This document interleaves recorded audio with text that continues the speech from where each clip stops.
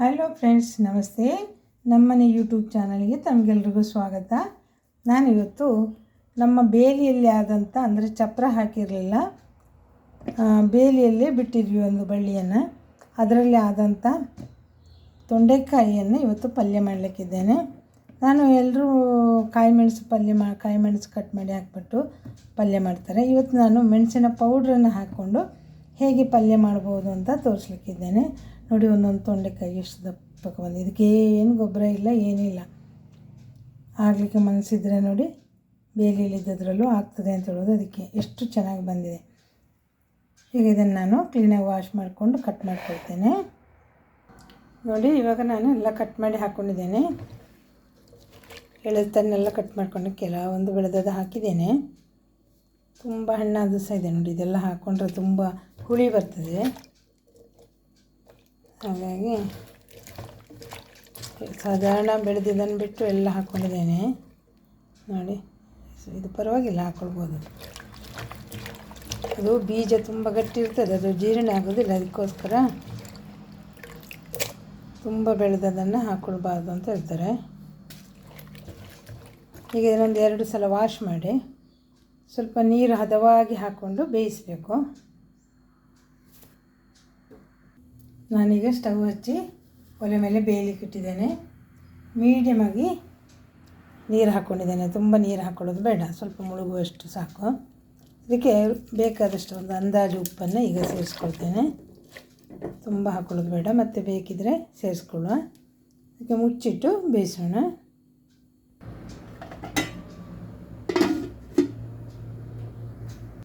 ಈಗ ನಾನು 3 ಈರುಳ್ಳಿ ಮೀಡಿಯಮ್ ಸೈಜ್ ತೊಗೊಂಡಿದ್ದೇನೆ, ಹಾಗೂ 1 ಟೊಮೆಟೊವನ್ನು ತೊಗೊಂಡಿದ್ದೇನೆ. ಇದನ್ನು ಸಣ್ಣಕ್ಕೆ ಹಚ್ಕೊಳ್ತೇನೆ.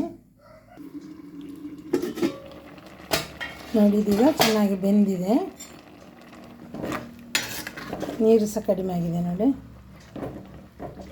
ಈಗ ನಾನು ಇದನ್ನು ಇಳಿಸ್ಕೊಂಡು ಒಗ್ಗರಣೆ ಮಾಡ್ಕೊಳ್ತೇನೆ. ಈಗ ಅದೇ ಪಾತ್ರೆಯನ್ನು ನಾನು ಒಲೆ ಮೇಲೆ ಇಟ್ಕೊಂಡಿದ್ದೇನೆ. ಅದಕ್ಕೆ ಸ್ವಲ್ಪ ಎಣ್ಣೆಯನ್ನು ಹಾಕ್ಕೊಳ್ತಾ ಇದ್ದೇನೆ. ಅಡುಗೆ ಎಣ್ಣೆ, ಕೊಬ್ಬರಿ ಎಣ್ಣೆ ಹಾಕ್ಕೊಂಡಿದ್ದೇನೆ.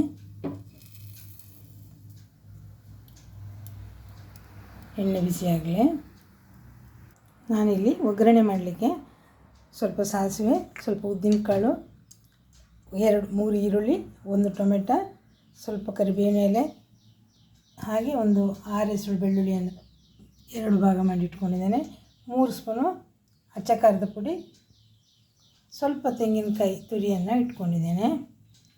ಹಾಗೆ ಸ್ವಲ್ಪ ಕೊತ್ತಂಬರಿ ಜೀರಿಗೆಯ ಪೌಡ್ರನ್ನು ಇಟ್ಕೊಂಡಿದ್ದೇನೆ. ಈಗ ಎಣ್ಣೆ ಬಿಸಿ ಆಗ್ತಾ ಇದೆ. ನಾನು ಸಾಸಿವೆಯನ್ನು ಹಾಕಲಿಕ್ಕಿದ್ದೇನೆ.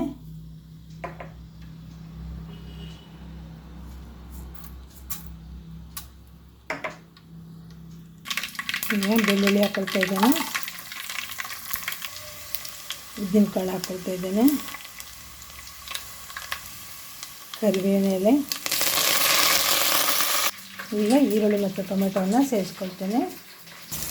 ಈಗ ಒಂದು ಸ್ವಲ್ಪ ಉಪ್ಪನ್ನು ಹಾಕ್ಕೊಳ್ತೇನೆ. ಜಾಸ್ತಿ ಹಾಕೋದು ಬೇಡ, ಆಗಲೇ ತೊಂಡೆಕಾಯಿಗೆ ಇಟ್ಟಾಗಲೇ ನಾವು ಉಪ್ಪು ಹಾಕ್ಕೊಂಡಿದ್ದೇವೆ. ಈಗ ನಾನು ಸ್ವಲ್ಪ ಪೆಪ್ಪರ್ ಪೌಡರನ್ನು ಹಾಕ್ಕೊಳ್ತಿದ್ದೇನೆ.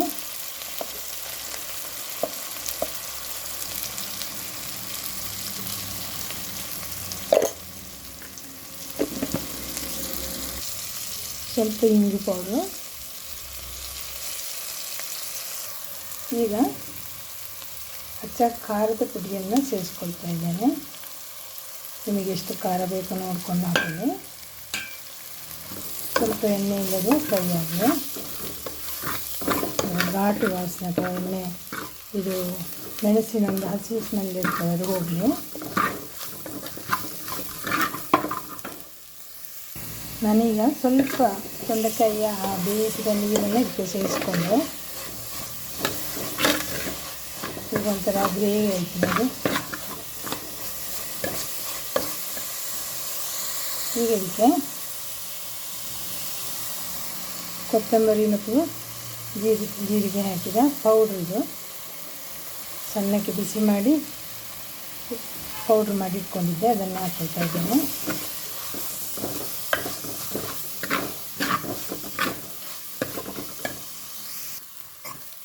ಈಗ ಒಗ್ಗರಣೆಯಲ್ಲಿ ಬೆಂದಿರುವ ಮಸಾಲೆ ರೆಡಿ ಆಯಿತು. ನಾನೀಗ ಬೇಯಿಸಿಟ್ಟ ತೊಂಡೆಕಾಯಿಯನ್ನು ಸೇರಿಸ್ಕೊಳ್ತಾ ಇದ್ದೇನೆ.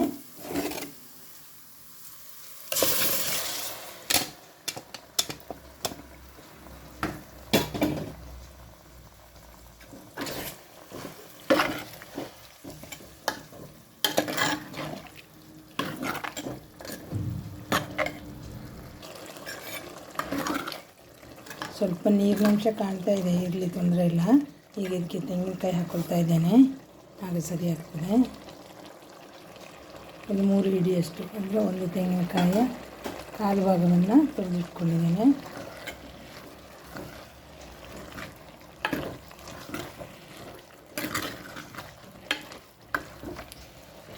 ತೊಂಡೆಕಾಯಿ ಪಲ್ಯವನ್ನು ಬೇರೆ ಬೇರೆ ರೀತಿ ಮಾಡ್ತಾರೆ. ಕಡಲೆ ಮಿಕ್ಸಿಂಗ್ ಮಾಡಿ ಮಾಡ್ತಾರೆ, ಕಾಯಿ ಮೆಣಸು ಹಾಕಿ ಮಾಡ್ತಾರೆ. ನಾನು ಇದೊಂಥರ ಮಾಡಿದ್ದೇನೆ. ನಿಮ್ಗೆ ಇಷ್ಟ ಆಯ್ತಾ ಅಂದ್ಕೊಂಡಿದ್ದೀನಿ. ಈಸಿಯಾಗಿ ಮಾಡ್ಬೋದು. ಗಂಜಿ ಊಟಕ್ಕೆಲ್ಲ ಒಳ್ಳೆಯದಾಗ್ತದೆ, ದೋಸೆಗೆ ಗಂಜಿಗೆ ಎಲ್ಲ ಒಳ್ಳೆಯದಾಗ್ತದೆ ಇದು. ಸ್ವಲ್ಪ ಹೊತ್ತು ಮುಚ್ಚಿಡ್ತೇನೆ.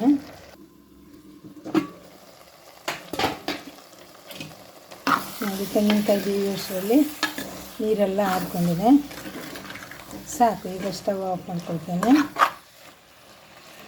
ಉಪ್ಪೆಲ್ಲ ಕರೆಕ್ಟಾಗಿದೆಯಾ ನೋಡ್ಕೊಂಡಿದ್ದೀನಿ ನಾನು. ಚೆನ್ನಾಗಿದೆ, ಸರಿಯಾಗಿದೆ. ಈಗ ನಾನು ಸ್ವಲ್ಪ ಬೌಲಿಗೆ ಹಾಕ್ಕೊಳ್ತಿದ್ದೀನಿ.